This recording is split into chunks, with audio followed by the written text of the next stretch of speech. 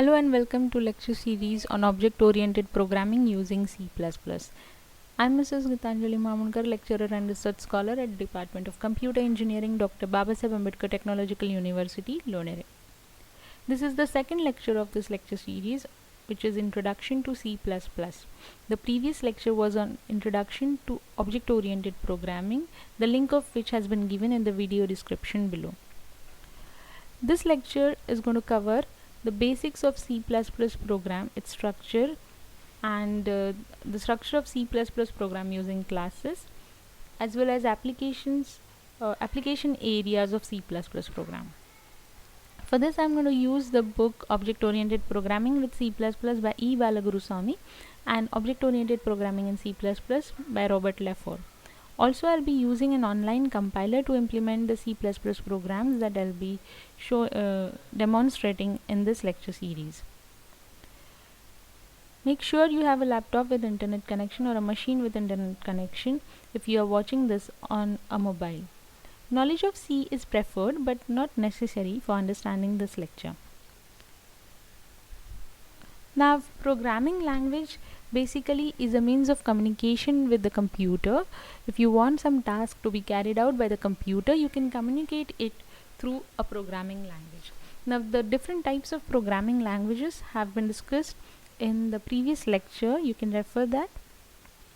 C++, I had told you in the earlier lecture that it is an object-oriented programming language, and it was developed by Jan Stroustrup at AT&T Bell Labs in early 80s. He was very much impressed by Simula 67 and C, so he combined the positive features of both of these languages and developed C++ and named it C with classes because it included all the object-oriented features, and it was named C++ in 1983, inspired by the ++ increment operator, which is an increment operator. We'll study operators of C++ later on. So ++ indicated increment, so C++ was named as it was an augmented version of C. It included all the object-oriented features like objects, inheritance, function overloading, operator overloading, which gave clarity, extensibility, and ease of maintenance to the C++ programs. Many features were changed, modified, and these modifications were standardized using ANSI ISO Standards Committee in November 1997.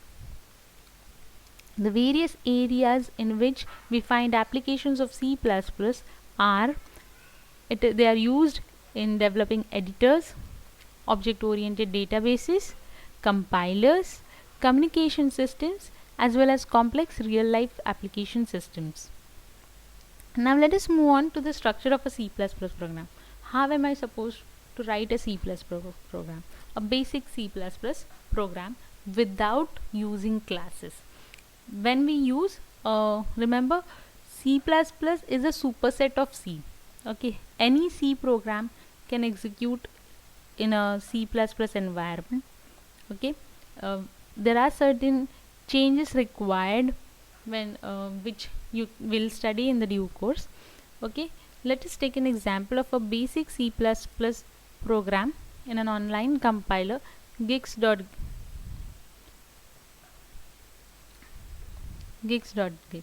This is a online compiler in which I have already written a program.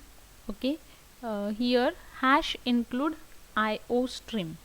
Now anything that follows hash, okay, are pre-processed by a preprocessor, which is a program invoked by the compiler. Here include is what include does is it copies pre-processed code of iostream to our file. iostream is a header file which consists of definition of the identifiers, cout, then this operator which is a insertion operator, and etc. Okay, it has got definitions of these standard input and output identifiers. Okay, and using namespace. Now, using namespace, using is again a directive, and namespace defines the scope for the identifiers that are used in a program. For using these identifiers defined in the namespace scope, we must include the using directive, like using namespace std, where std here is an ANSI C++ standard class libraries are defined in this. Okay, so you need to include that into your program. And after inclusion of these header files, the next part is the of a basic C++ program is the main function.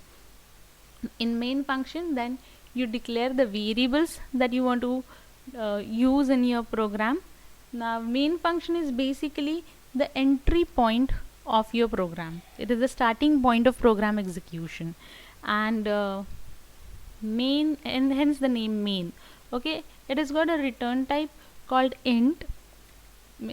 This indicates the value returned by main. Okay, and the value that main returns, now at the end you hence you write the statement return 0, where value returned by main indicates status of program termination. If it is 0, if it returns 0, that means the program has terminated successfully. And these curly braces, they define scope and are mainly used in functions and control statements, which we'll study later. Now, basically, in this, you are not supposed to immediately understand what this program is doing, what statements I have written, what they mean. I just wanted to demonstrate structure of a C++ program, what you can say the skeleton of a C++ program. Now, here, remember, in the main function you generally have declaration of variables that you use in the program. Okay, then the operations that you perform on those variables. You may have certain output statements. Here you have an output statement like cout, welcome to learn with GSM.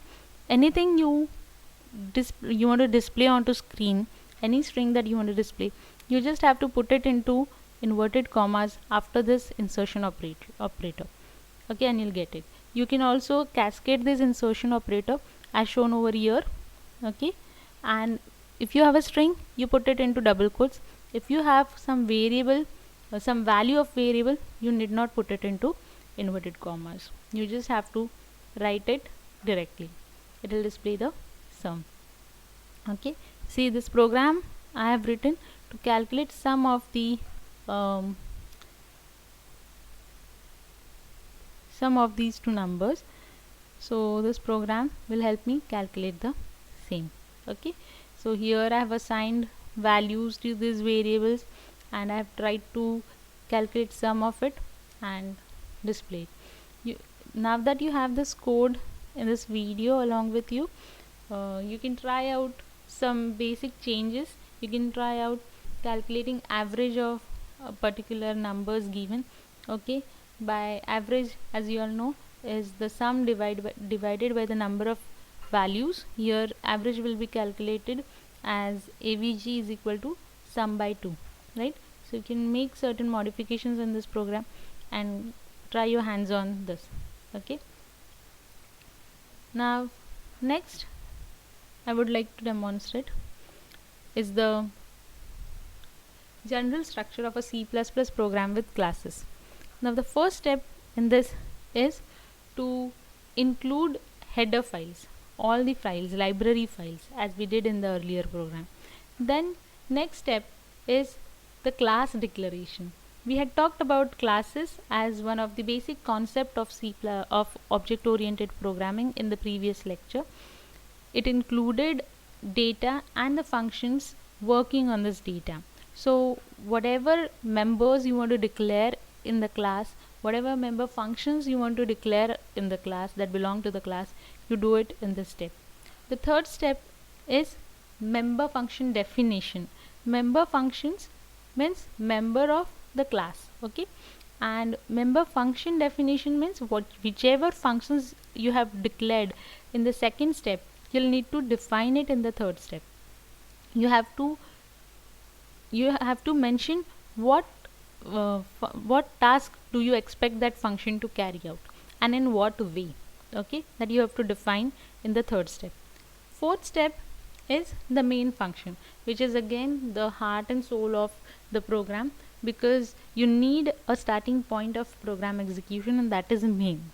Okay, so whatever classes you have declared, okay, you need to create objects which you do in this main function, and those objects, then using those objects you actually have access to the member functions, which can be used again to work on or operate on the data members of the class or value of the class. Now these header files, member function and main program, as we talked about, okay, you can just store these um, parts in 3 different files in a C++ program. You're actually expected to go in 3 files. First file is the header file, which consists of class declarations. Second is the member function definitions that you can put in some other file. And third, the main program, which includes previous 2 files, so the header files and member functions, as well as any other files required. Okay, basically the main function file. You can store it, okay, the main function, in the third file. It is similar to the client server model that you follow, where header file and member functions, these 2 files come on the server part, okay, and the main function comes in the client part, and this client borrows services of these two two files, header files and member function files, and works on whatever data it wants to work on. Okay, now I'll show you the structure of so this is the output that they have shown about the program that we tried to execute earlier. Now this is how this is the structure, basic structure of C++ program in which we use classes. Okay, you have inclusion of header files, then the class declaration.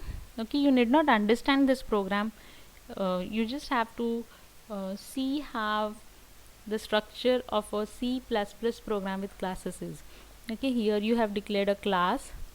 This program, basically what it does is it enters name, it takes name of a person, age of a person from the user, okay, and then displays name and age of the person. Okay, so for this you have declared 2 variables which stores those values like name and age of the person, and 2 functions, get data and put data, which work on these values and give you the necessary output.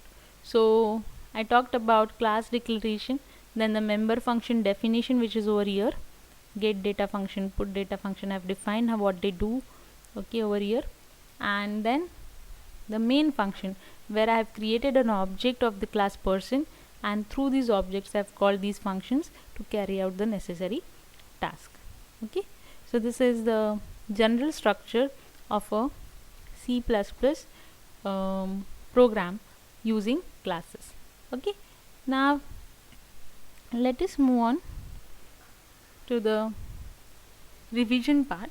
Okay, in this lecture we have covered introduction to C++, like a bit of history, okay, and then we have discussed about its application areas, in which areas do we use C++ programming.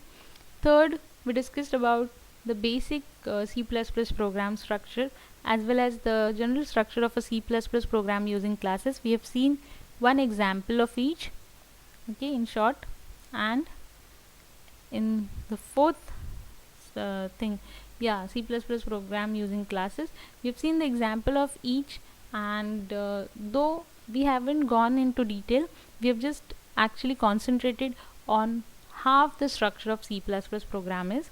In the further lectures we'll talk about the data types, then about the identifiers and many other concepts like structures, control structures that are used in C++ program. So for keep watching so that you'll understand these concepts also in detail, which I haven't covered in this video. I've just given a overview of a C++ program in this lecture. I hope you have understood at least the basics, and you'll be able to write a C++ program to display hello world on the output screen by just modifying the program that I had shown you. Then you'll be able to state the applications of C++ that we had discussed, and write a C++ program to multiply two numbers. I had shown you the example of calculating sum of two numbers. You can just try modifying it in an online compiler and get a kind of confidence of how you can write a C++ or get an idea of how you can actually write a C++ program. Okay. So thanks a lot for watching this video. Do not forget to like, comment and share my video, and subscribe to my channel for more such videos. Thank you.